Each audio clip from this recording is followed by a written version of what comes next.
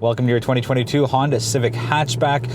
If you missed my Civic sedan review, it is in the description where I did a pretty deep dive into everything that's new with this generation.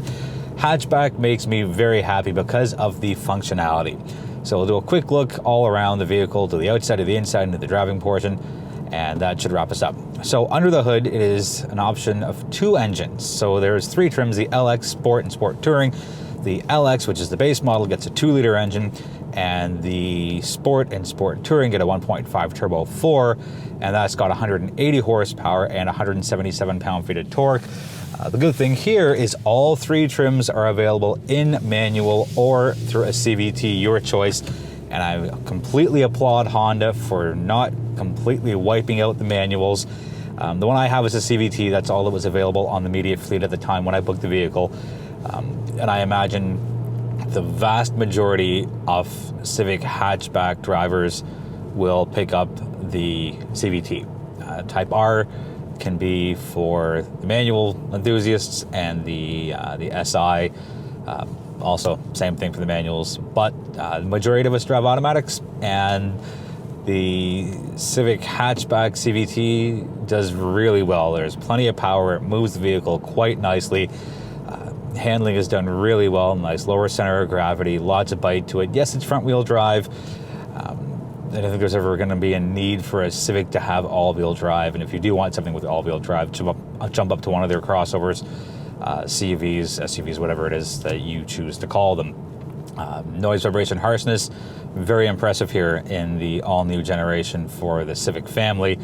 The Civic hatch, Civic sedan, and then done very similarly. I almost got that.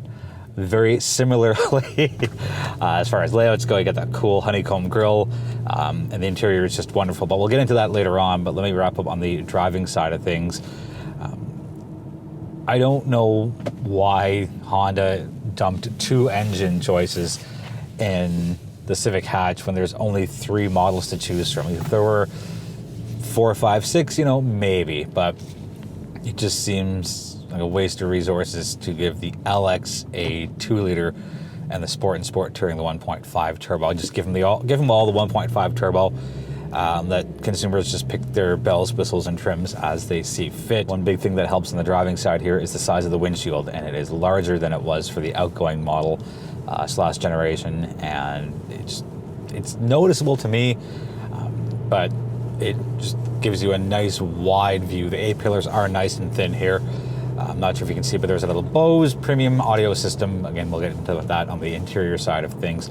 But as far as driving dynamics go, it handles well, it corners well, lots of straight linear power.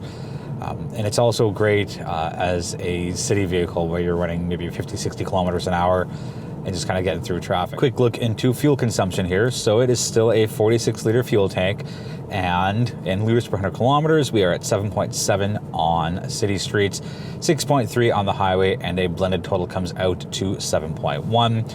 If you go for the manual option for the Sport and Sport Touring, those numbers go up, and they're slightly different numbers if you go with the base LX, which has the 2-liter non-turbo 4-cylinder engine. But for the purposes of this review, because it is the Sport Touring and the CVT, these are the numbers I'm going off. Again, the 7.7, 6.3, and 7.1. The exterior side, I really like the look of the current generation Civic. Gone are the excessive creases in the sheet metal and the very ostentatious looking body lines. And I didn't mind the last generation Civic. I didn't like it looks wise. I really like the way they've done it here. Basically, this looks, I know it's a hatchback, but it definitely has design elements from the Accord. Just nice, clean lines, simple lines. Not that it's bland by any means, but I'd rather have all of the excitement happening on the inside of the vehicle where I spend all of my time, as opposed to having the outside be all sorts of flashy, kind of like how Hyundai has with the Elantra, where it's bends and creases and angles and angles and angles. So the exterior of the Civic hatch, and the Civic sedan for that matter, full marks from me all around. Rim design, pretty good, no big issues with it there. The hatch opens fairly wide, and it's the functionality that does it for hatchbacks. When you look inside, we have the same designs and elements that we have in the Civic sedan.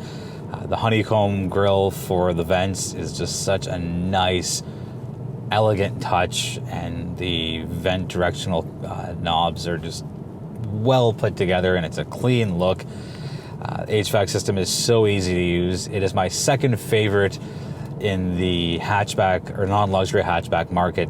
Mazda wins hands down for their minimalism there, but the Civic takes a very close second place. It is so easy to use.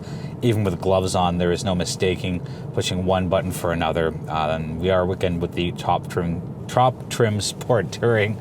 I knew I'd mess that up. So you have wireless charging, you got a couple of USB ports, steering wheel, nice and comfortable to hang on to, and along with the functionality side, there is a huge button at the bottom of the steering wheel for the heated steering wheel activation, and I like it because it's there, it's clear, it's easy to get to, and again, even with chunky gloves on, there is no mistaking it.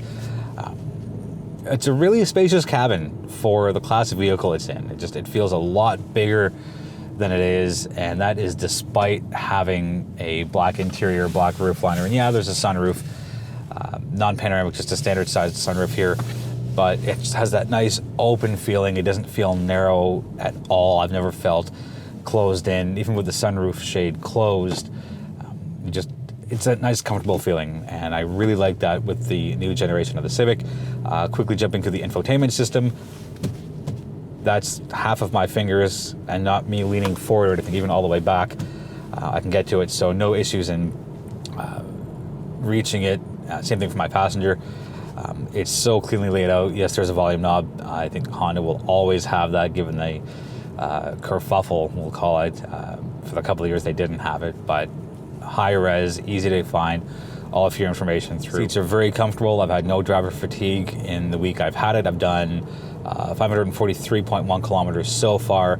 Again, city driving, highway driving, back roads driving, no issues at all. I could sit in this for what I imagine to be maybe 4 or 5 hours straight and not have any issues at all. Honda does very well on the standard safety side. There is a long list on the screen right now of what every Civic hatch gets. So thank you, Honda, for taking safety as a big priority. And yeah, there's a couple of things the Sport Touring has that other trims don't, but out of the box, every trim does very, very well. And finally, we're going to touch on two things. So rear seat space, not too bad, not the greatest. That's not a Civic hatch or a Civic specific issue at all. That is just simply a class of vehicle thing. I can fit behind myself mostly comfortably. I don't know if I'd sit behind myself for more than a couple of hours, but I can fit there. And finally, the functionality of the hatchback gives us 693 liters of trunk space. You can't beat it.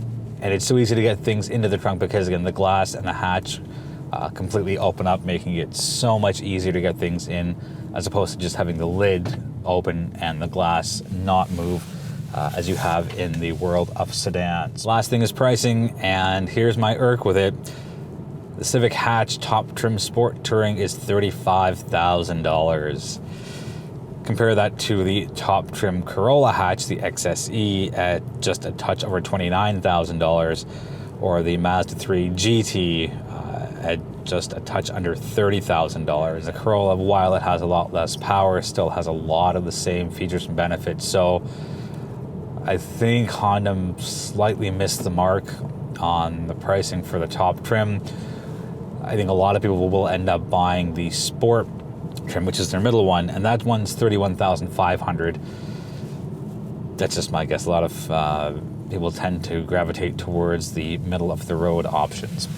Anyways, that's going to wrap it up for the 2022 Honda Civic Hatchback. You got any questions on the vehicle, let me know in the comments, and I'll do my best to get you answers as soon as possible.